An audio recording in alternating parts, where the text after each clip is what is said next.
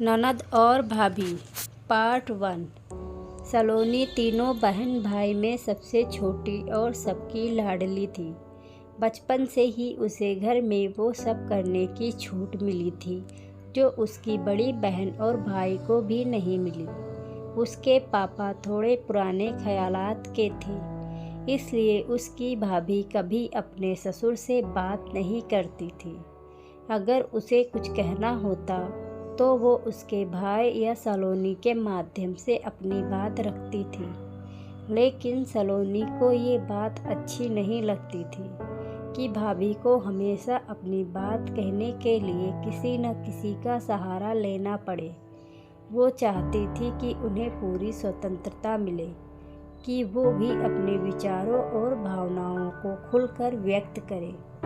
वो अपने घर में इस बात को लेकर काफ़ी बार बहस भी करती थी कि क्यों हम भाभी को वो समान अधिकार नहीं देते जो उसे और उसकी बड़ी बहन को मिले हैं। आखिर वो भी तो घर का ही हिस्सा हैं, उनकी भी अपनी इच्छाएं और सपने हैं। लेकिन कभी सलोनी की दादी तो कभी उसकी माँ उसे ये कहकर चुप कर देते थे कि अभी तुम ये बात नहीं समझोगी, जब दूसरे घर जाओगी सब समझ आ जाएगा कि बहुओं को क्यों इतना बोलने नहीं दिया जाता है ससुराल में, क्यों उन्हें जिम्मेदारी निभानी पड़ती है। सलोनी की दादी हमेशा उसे यही कहती कि बेटी और बहू दोनों में फ़र्क रखना चाहिए।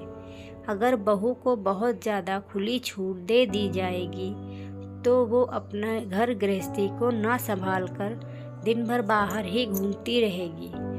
लड़की के गुण और संस्कार तो तभी दिखते हैं जब वो अच्छी तरह अपना घर संभाले।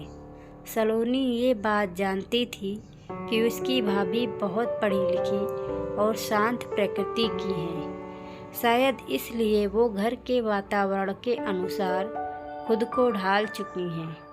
लेकिन भाभी के साथ ऐसा बर्ताव देखकर मन ही मन उसे शादी से डर लगने लगा। उसे लगता था शादी के बाद लड़कियों को बस एक खूंटे से बांध दिया जाता है, उनकी इच्छाओं का कोई ध्यान नहीं रखता।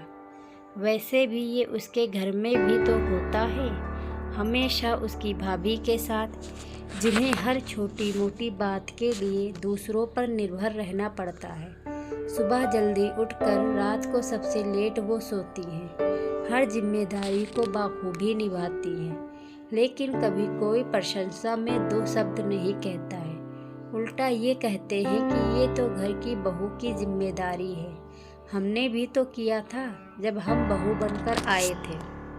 सलोनी सोचती है कि आखिर क्यों आज लोग ये बात नहीं समझते हैं कि बहू भी तो आखिर इंसान ही है, और ये ज़रूरी तो नहीं जो परेशानियां दादी और माँ ने झेली थी भाभी के साथ भी बिल्कुल वैसा ही हो। क्या ये सब करने के लिए ही एक माँ अपने बेटे का ब्याह करती है?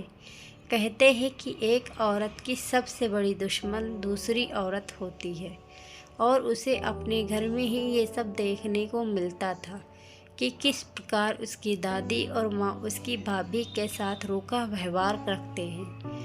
कभी कभी मन में ये ख्याल आता है कि अगर किसी दिन परेशान होकर भाभी भैया को लेकर अलग हो गई तो उसकी दादी माँ और पिताजी का क्या होगा, क्योंकि उसका भाई ही घर में अकेला मर्द कमाने वाला है। सलोनी अपनी भाभी को बहुत चाहती थी। तो ये स्टोरी का पार्ट 1 है। आगे की स्टोरी को देखने के लिए मेरे चैनल को लाइक और वीडियो को सब्सक्राइब कर लें।